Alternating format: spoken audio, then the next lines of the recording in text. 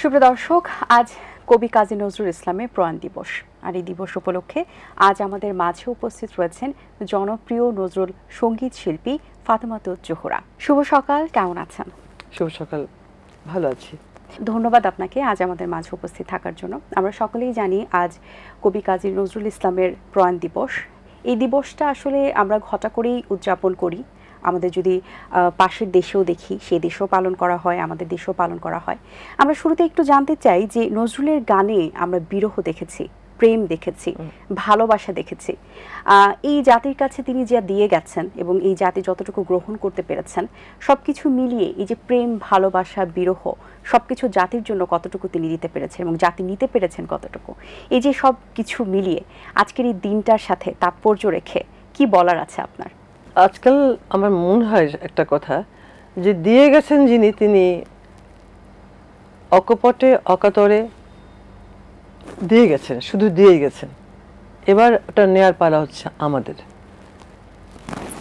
তাহলে দেয়ার নেয়া দুজনের দেয়া নেয়ার যোগ্যতা বা গুণ একরকম হওয়া দরকার, না হলে তো মিলবে না, তাই না? আমি মনে করি যে আমার মনের মধ্যে থেকে যে একটা কি বলবো, আমি আফসোস করি নিজেকে বা নিজেদেরকে অযোগ্য মনে করি যে হয়তো আমরা নিতে পারিনি এতটা।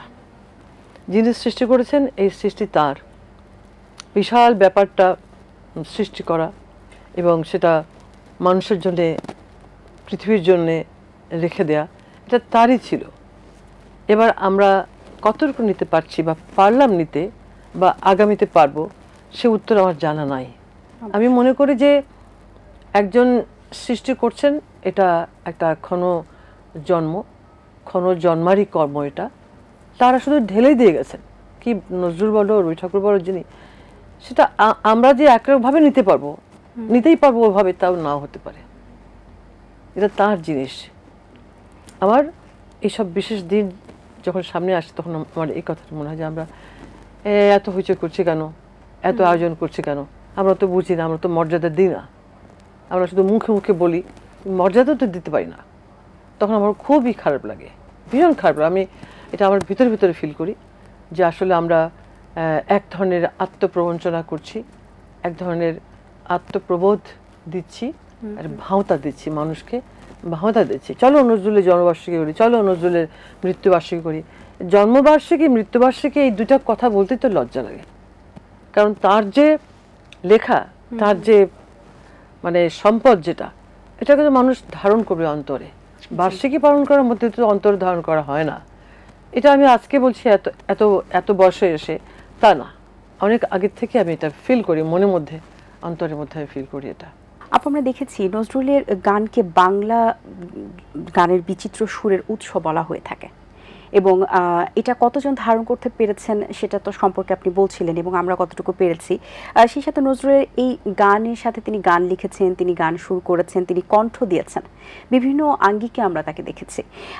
তার এই গান বাংলা সঙ্গীতে কিন্তু বাংলা সঙ্গীতকে অনেক বেশি সমৃদ্ধ করেছে। সেই সমৃদ্ধির জায়গা থেকে, আমরা সংস্কৃতির জায়গা থেকে যদি বলি, নজরুলের গানকে আমরা যেভাবে ধারণ করার চেষ্টা করি, সেখানে আমাদের কোথায় কমতিটা রয়েছে, বা আমরা নজরুলের এই যে সমৃদ্ধির জায়গা থেকে আর কিভাবে বাড়িয়ে নিয়ে যেতে পারি, বা আমাদের নেক্সট যে প্রজন্ম রয়েছে তাদের মাঝে আমরা কিভাবে এটা ছড়িয়ে দিতে পারি? মানে এই কথাটা এভাবে বলা যায় যে যিনি সৃষ্টি করেছেন, তিনি সৃষ্টি করে গেছেন, এত বৈচিত্র্য দেখেছেন, উপলব্ধি করেছেন, মনের মধ্যে লালন করেছেন, তার প্রকাশ হচ্ছে লেখার মধ্যে। উনি করেই গেছেন শুধু, আর কেউ সেটা নকল করতে যাওয়ার কোনো তো প্রয়োজন নাই। শুধুমাত্র প্রয়োজন ছিল বা আছে যে রেসপেক্ট করে তার গানগুলোকে গাওয়া বা তার লেখা বা সব কিছুকে উপলব্ধি করা, এই তো ওনার গানের যে বৈচিত্র্যের কথা তুমি বললে, এতভাবে উনি এটা সংগ্রহ করেছেন, শিখেছেন, ভিতরে চর্চা করেছেন, লালন করেছেন, সঙ্গে সঙ্গে লিখেছেন। এটা পড়লে, ওনার বিভিন্ন জীবনী পড়লে দেখা যায় যে মানে কোথা থেকে উনি উপকরণ সংগ্রহ করেননি, কোন জায়গা থেকে। মানে আমার কাছে খুব অবাক লাগে, বিভিন্ন গান করতে গেলে বিভিন্ন যে শব্দগুলো দেখি, তখন আমার মনে হচ্ছে এই শব্দগুলো উনি কীভাবে ব্যবহার করলেন। আঙ্গিক কত, তুমি যেটা বললে যে অনেক আঙ্গিকের গান উনি রচনা করেছেন এবং লেখাতেও করেছেন। জি। এখন যদি ওনাকে আমরা বলি যে উনি ওইখান থেকে ওই পংক্তি থেকে নকল করে এইটুকু বলেছেন, ওই পংক্তি থেকে নকল করে উনি এই কবিতার এই পংক্তি ওনার রচিত করেছেন, এইগুলো তর্ক আমার শুনতে ভালো লাগে না। আপু, আপনার কণ্ঠে আমরা এই মুহূর্তে একটি নজরুল সঙ্গীত শুনতে চাই, তারপর আবার বাকি আলোচনা করব। দিতেলে ফুল হে প্রিয় কে আজি সমাধিতে মোর, এত দিনে কি আমারে পড়িল মনে মনোচর। দিতেলে ফুল হে প্রিয় কে আজি সমাধিতে মোর। ধর্মীয় গান বা গজল রচনায় নজরুলের বিচরণ আপনাকে কতটা বিস্মিত করছে? আমাকে দুনিয়ার সমস্ত মানুষকে বিস্মিত করে, এমনকি যারা বাংলা ভাষাভাষীর মানুষরা তাদেরকেও বিস্মিত করে যে কিভাবে এই এটা প্রকাশ করা যায়।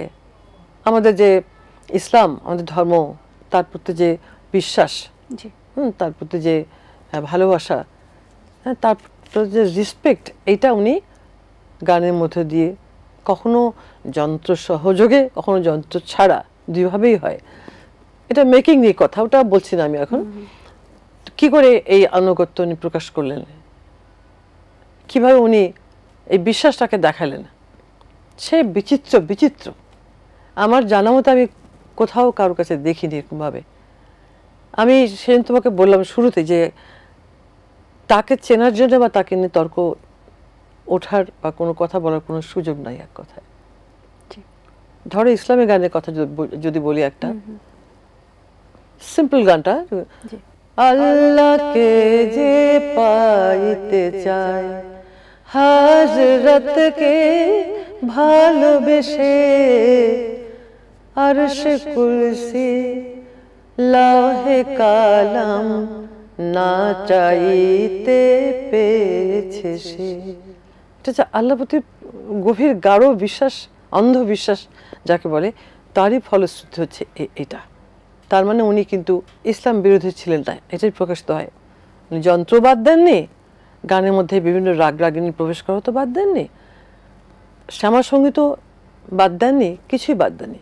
ভার্সেটাইল ভাবনা চিন্তা যখনই একটা মানুষের থাকে তখনই তাকে তুমি একজন বিশ্বকবি বলতে পারো, মহাবিশ্বকবি বলতে পারো, তখনই তাকে তুমি ওই সম্মান দিতে পারো। আমরা তো সেটাও পারিনি, সেটাও পারিনি। জাতীয় কবি কাজী নজরুল ইসলাম, আমি এটা নিয়ে কথা বলেছিলাম যে জাতীয় কবি কাজী নজরুল ইসলাম না বলে আরো কিছু যোগ করা যায় কিনা। তো ওখানে কিছু মানুষ বললেন যে ফাতেমা, আসলে জাতীয় কবি বলাটাই তো যথেষ্ট। আমরা এই মুহূর্তে আরেকটি গান শুনে নিতে চাই আপনার কণ্ঠে, নজরুল সঙ্গীত। কোথায় তুই খুঁজিস ভগবান সেজে রে, তোরি মাঝে রয়েছে রে, দেখ সে তোরি মাঝে রয়, সাজিয়া যোগীও দরবেশ খুঁজিস যায় পাহাড় জঙ্গলময়। যায় মানে যাকে সম্মান করলে আমরা চন্দ্রবিন্দু বলি। খুঁজিস যায় পাহাড় জঙ্গলময়, সে যে রে তোরি মাঝে রয়। কোথায় তুই আখি খোল ইচ্ছা অন্ধের দল, নিজের দেখ রে আয়নাতে, দেখিবি তোরি এই দেহে নিরাকার তাহার পরিচয়, চেয়ে দেখ সে তোরি মাঝে রয়। তারপরে বলছে এই তোর মন্দির মসজিদ, এই তোর কাশী বৃন্দাবন, আপনার পানে ফিরে চল, আপনার পানে ফিরে চল। কোথা তুই তীর্থে যাবে মন, এই তোর মক্কা মদিনা জগন্নাথ ক্ষেত্র, এই হৃদয় চেয়ে দেখ সে তোরি মাঝে রয়, কোথায় তুই খুঁজিস ভগবান, সে যে রে তোরি মাঝে রয়, যে দেখ সে তোরি মাঝে রয়। আমাদের ধর্ম বলা আছে কিনা যে তুমি ভগবান, তুমি ভগবানের প্রতিভূ, ভগবানের প্রতিচ্ছায়া তোমার ভিতরে তুমি। এই যে একাকারিত্ব আমরা ফিল করি, করি না, আমি মনে হয় করি না। তাহলে কিন্তু আমরা এত বিভেদ বৈষম্য করতে পারতাম না। সামাজিক বৈষম্য, রাষ্ট্রীয় বৈষম্য, দেশীয় বৈষম্য, মানুষ জাতির বৈষম্য, সবকিছু বৈষম্য দেখতে পারতাম না যদি আমরা তার মন্ত্রকে অনুধাবন করতাম। এটাই আমার কথা। খুব সুন্দর কিছু কথা বলেছেন, অসংখ্য ধন্যবাদ আপনাকে। আশা করছি আজকে অনেকেই নজরুলের প্রতি যে ভালোবাসা ছিল আরেকটু বেড়েছে বা আরেকটু জানতে পেরেছে নজরুল সম্পর্কে। দর্শক চান, আমি জানি অনেক দর্শক আছেন যে শুনতে চান কথাগুলো। জি, তো আমি মনে করি যে আমি শোনাই গানের মধ্যে দিয়ে। গানকে আমি আশ্রয় করি, বলেছি শুরুতে। জি, গানকে আমি শক্তি বলে ধরি। এটাই হচ্ছে আমার প্রাণ, এটাই আমার কথা বলার জায়গা, সব কিছুই। এবং শব্দ অক্ষর যা থাকে গানের বাণী, সেটা আমাকে অনেক বেশি ইম্প্যাক্ট করে, আমি অনেক বেশি গুরুত্ব দিই সেটাকে, এবং ওটাই রচনা। এবার যদি যারা নতুন দর্শক, যাকে আমরা সবাই বলছি যে জিজেন, জি, জেনারেশন জেন জি, হ্যাঁ হ্যাঁ, তো জিজেন তারাও কিন্তু যায়। যখন বৈষম্য বিরোধী আন্দোলনটা হচ্ছিল তখন দেখি সব ছেলে গাচ্ছে যে আজি রক্ত নিশি ভরে কি শুনিও রে, মুক্তি কোলাহল বন্দি শৃঙ্খলে, ওই কাহারা কারাবাসে মুক্তি হাসি হাসে, টুটেছে ভয় বাধা স্বাধীন হিয়া তলে। সেদিন আমি কতক্ষণ চুপ করেছিলাম, হাতে কি কাজ ছিল ওটা ধরে স্ক্রিনে দেখে, এই গান কিভাবে গাচ্ছে বাচ্চারা। তখন আমার ওদের প্রতি অনেক বেশি সম্মান বেড়ে গেল। ওরা এত অসহায়, ওদেরকে সবাই আমরা ইউজ করছি, যা মিছিলে যা, মিটিংয়ে যা, মর, গুলি খা। কিন্তু তো ইনোসেন্ট বাচ্চা এরা, এদেরকে ঠেলে দেওয়ার দরকার কি? আরেকজন কুমন্ত্রণা দিচ্ছে পিছন থেকে, এর কি ঠিক? ঠিক না। তোমার যা বড় দরকার তোমার সেই বয়সে তুমি প্রতিবাদ করো যে এটা উচিত না। কিন্তু একটা বাচ্চাকে কিংবা একটা কম শিক্ষিত ছেলেকে কিংবা আরো একটা শিক্ষিত কম শিক্ষিত, তাদেরকে ইউটিলাইজ করছি আমরা, বিভিন্নভাবে ইউটিলাইজ করছি। একটু পয়সা দিয়ে হোক, একটু নিড মিটাই হোক, যেমন তাদেরকে আমরা হাতিয়ার করছি। তারা তো কখনো এই গানের মর্ম বুঝবে না বাবা। তাদেরকে তুমি কেন এই গান এইভাবে তুমি এই গানের মন্ত্রে তাদেরকে মানে উদ্বুদ্ধ করবা বা পুশ করবা, ঠেলবা?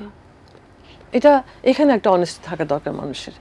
ধন্যবাদ আপনাকে, খুব সুন্দর করে কিছু কথা বলেছেন। অনেক শুভকামনা রইল আপনার জন্য, ভালো থাকবেন সবসময়। তোমাকে ধন্যবাদ, তুমি খুব সুন্দর সুন্দর কিছু প্রশ্ন আমাকে করলে, আর আমিও হয়তো কখন বলার সময় একটু বেশি বলে ফেলি, তার জন্য আমি দর্শকের কাছে ক্ষমা চাই যদি আমার কোনো কথা খারাপ লেগে থাকে। তোমাকে অনেক ধন্যবাদ। দর্শক, আশা করছি আজকের আয়োজন আপনাদের ভালো লেগেছে। আজ এই পর্যন্তই, দেখা হবে আগামী পর্বে নতুন কারোর সঙ্গে। সেই পর্যন্ত ভালো থাকুন, সুস্থ থাকুন এবং এটিএন বাংলার সাথেই থাকুন। সকলকে আল্লাহ হাফেজ।